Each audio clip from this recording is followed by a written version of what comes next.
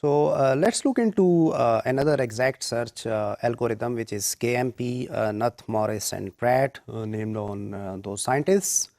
So it's a linear time algorithm for string matching, and it does not involve backtracking on S. So there is no repetitive comparison. So as we look back, we see that there was some mismatches, and since pattern was shifted one position towards the right in case of the brute force approach, so there were too many comparisons. So there are some of the comparisons which we can avoid. So if we know that nucleotide in the text, for example, at position number 7 mismatches the nucleotide of this pattern on position number 2, we will keep track of it, and we will try not to do this match again.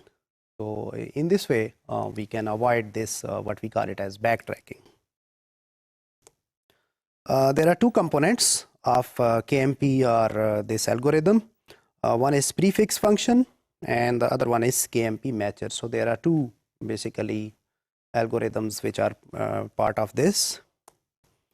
The prefix function encapsulates knowledge about how the pattern matches against shifts of itself. So first of all, we will take the nucleotides within the patterns. Guys, this I'm using the word nucleotides, but don't be confused with it. So it can be any pattern. It can be the word searches.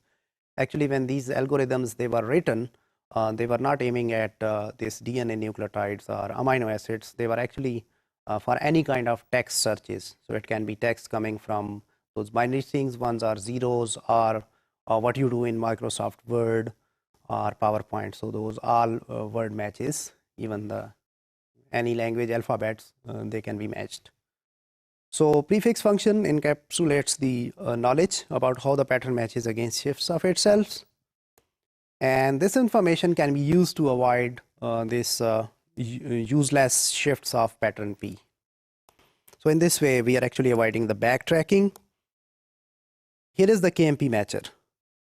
So given the string S, pattern P, and prefix function, so we will compute the prefix function first before we start this KMP matcher. And then now we have three things to start with. One is string S, one is pattern P, and from these two we have calculated the prefix function which we are using here. What we are interested in finding the occurrence of P in S, and this matcher returns the number of shifts of P after which the occurrence is found, or we can with those many shifts we can calculate where the exact location of the pattern is within the text. So here is the algorithm for first part, which is actually the compute prefix function. So M is the length of P, and then we come up with this prefix function pi 1. So we start with something which we call it as prefix or pi, and on its first index we send 0. So we initialize that actually. We take another variable k and we store 0 in it. We will use that later on. Then we come up with a for loop that is q 2 to m.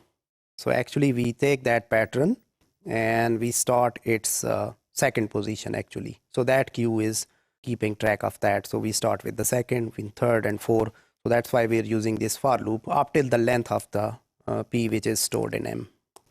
Then within that for loop we put a do while loop, and we will check this condition if our k is greater than 0. Initially when we start, our k is 0, so we don't go here, but later on we will update that k. If k is 0 and p of k plus 1 not equal to p of q, so within the pattern p of k plus 1 means, so if we are at the first place, so we are taking the first position of the pattern, that is equal to p of q. So we are comparing first with the second position within the pattern over here. If it is not equal to, remember guys, here is our pattern and here is position number 1, and then we have position number 2. Suppose here we have A and here we have T. So we are actually comparing these two guys. If they are unequal, what we do, we will update the k with pi of k. So at that particular pi, so pi 1 we have 0, So if they mismatch, in this condition, we will send that 0 into k. So k will stay as 0. If it is equal to that, if p of k plus 1 is equal to p of q, then we will update the k to 1. So k is actually keeping track of how many matches we have found. If both of them, these conditions are not true, we will send that pi of k into pi of k. The value of k will be stored in pi of q.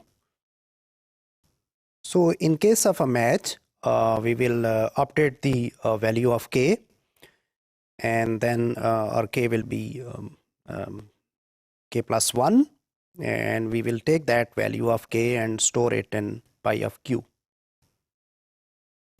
And in the end, we return the pi. So in this way, in prefix function, we will get this prefix function. The return is this pi, which is the prefix. So in case of the matcher, we have computed already this prefix function, and we start with n, which stores the length of s, that is the string. M stores the length of p, and we take a variable q that stores the number of characters matched. And then we incorporate a for loop from 1 through n. So that scans through the string, the search space from left to right. We add a do while loop, and same way as we did in the prefix function, we will check for the values of q if they are greater than 0, and at the same time we found a mismatch. So in that case, in q we will put the prefix value which we actually computed earlier. So at that particular q, what is the function of this pi at that point? So we will substitute that value with q. If these two characters they match, q plus 1 and s of I, then we update q by 1. So in this way, in the q, we can keep track of the number of match characters, and in case they mismatch, then it gets initialized again into 0. So if the q reaches m, where we found that we have matched all the patterns, all the characters within the patterns, so then we print the pattern's position. So that can be calculated as I minus m plus 1. And in the q, we put the pi of q, and then in that case, as I said earlier, that this q gets initialized, and we start looking it again, start moving the pattern again, and start looking for the next match. So you will understand once we run it. So let's look into the next sections, guys. So in this section, we have taken just a general idea about how KMP works. So there are two sub-algorithms. One is where we found a prefix function that helps us avoiding backtracking and saves our time. So basically, because of that, it is a linear time algorithm, and it avoids useless shifts of pattern P.